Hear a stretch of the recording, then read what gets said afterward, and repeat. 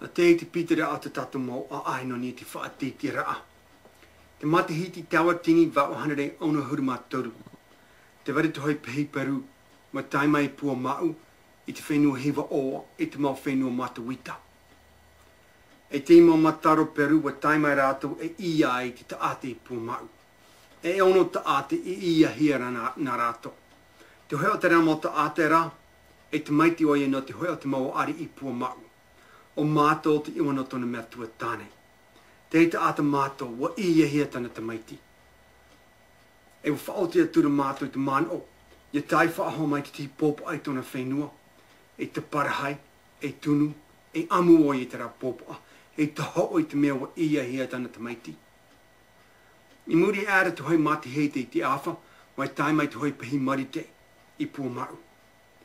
E wahari atu mātou, wahari mātou i te rā pehi, parapara aturu oi te ima mataro marite, parapara aturu oi te rā atiru hoi o te pehi, o Jonathan Wellington i iwa. Whae te turu mātou e, i te mea wahina aro oia e ho atu i te hoi pua ai rātou. E te ima mataro, wahina aro rātou i amu te ina i api. Nare te rā rā atiru hoi, wahari oia na muri i mātou, e wahari rau i te whenua. E tai rau i te tahatai, wahari noa tu rau i Utah. E te hare rā raua i Utah. Te hare rā rau i Utah. E te amora mātou, e te mau taura. E wa man o Jonathan Whalen, o te mau taura e te amuhia i te pua ai roa. E tai āra rau i te hoiwahi, e waha a putu mai te mau aitono Puamau, e haati i raua. Tai a tura te man o te popo a Jonathan Whalen. Nā te mea, aitu o i te e hata ratu o poraa. Wha e hina aro aturu o e, whaari wa tura Jonathan Whalen no te nao atu i mātou e ahu i tau e tai.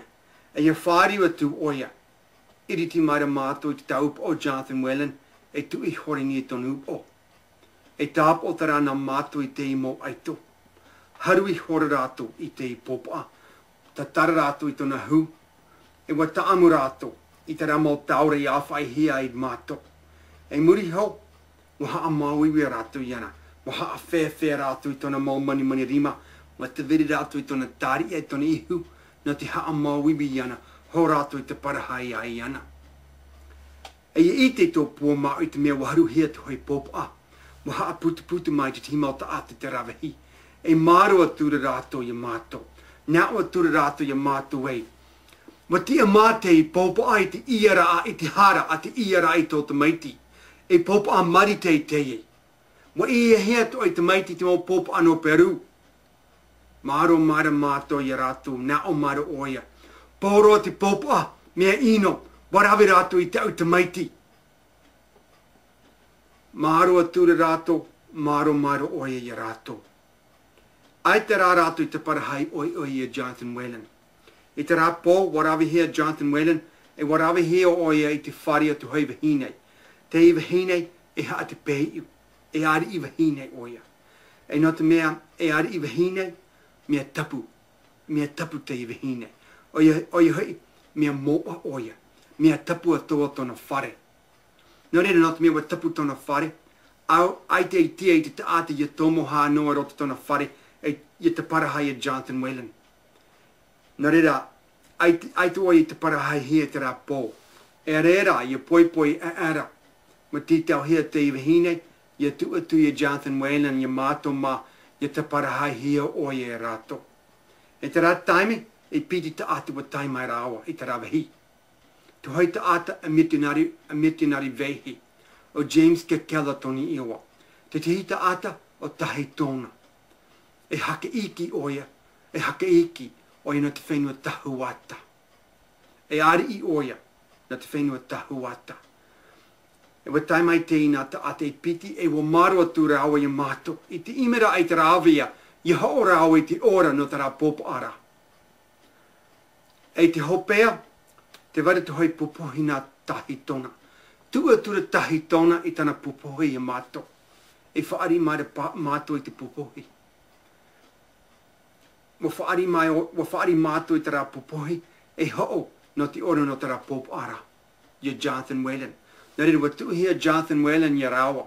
Ya ke kela rawa o tahi tona. E warawe rawa I ana, e waratai ana I te whare o ke kela. E muri era wa whaahui hea te popa Jonathan Whalen I tona pahi. E wara oia. Te waina atu hoi tuha al tēnei a amu te au whaite atu I olto I tēnei taime. I te rahiahi, maharu hea tēnei popa Jonathan Whalen. E waha putu mai te tīmauta atu no Puamau I te rawahi. Te wara tu hoi wahine, e haa te pēi I oia. E ari I wahine. E wa tai mai oia I te rawahi, e te hi rā oia, te āwhai rā oia I tana aiu. E tua tura te wahine I tana aiu, ye hea, ye Jonathan Whalen. E nā te mea te wahine, e haa te pēi. E ari I wahine, mea tapu, mea moa oia. E tana aiu, mea tapu atoa. E ye hea tana aiu e Jonathan Whalen. Riro atura Jonathan Whalen, mea tapu. Nā reira aure tia ia mātou mai ia tapara haiana, no te mea wa tapu oia. Tēnei ta ata mātou. Te te tuha a fofa. Te te ata mātou. Ai te voi whaahapa iana, no te mea te taara ia au, wa puta tona a au I te mauiwi, no te mea wa ia hea tana te maiti. Walter oia, no te pohea tana te maiti. Te iwahine, hoi aia tona ati. Hoi aia tana ati. No te mea, te iwahine, wa ia hea tona tāne. E te ramota ata Peru. Nā reira tai mai te iwahine, ma te hii tana aiu, ma te āwhai tana aiu, ma te horwa tui tana aiu, I te popoa. Te āti atoa hea rā oia. I te rā āti te mea iwahine, wa ia hea tana tāne. I te taime o tona āti rahi, wa tai mai oia e whaora I te taata ei. Nā reira te iwahine, e hi ora a te maare nei au. I te arofa o te iwahine. I te hora o tona āti, wa tau turu oia I vete hei ei.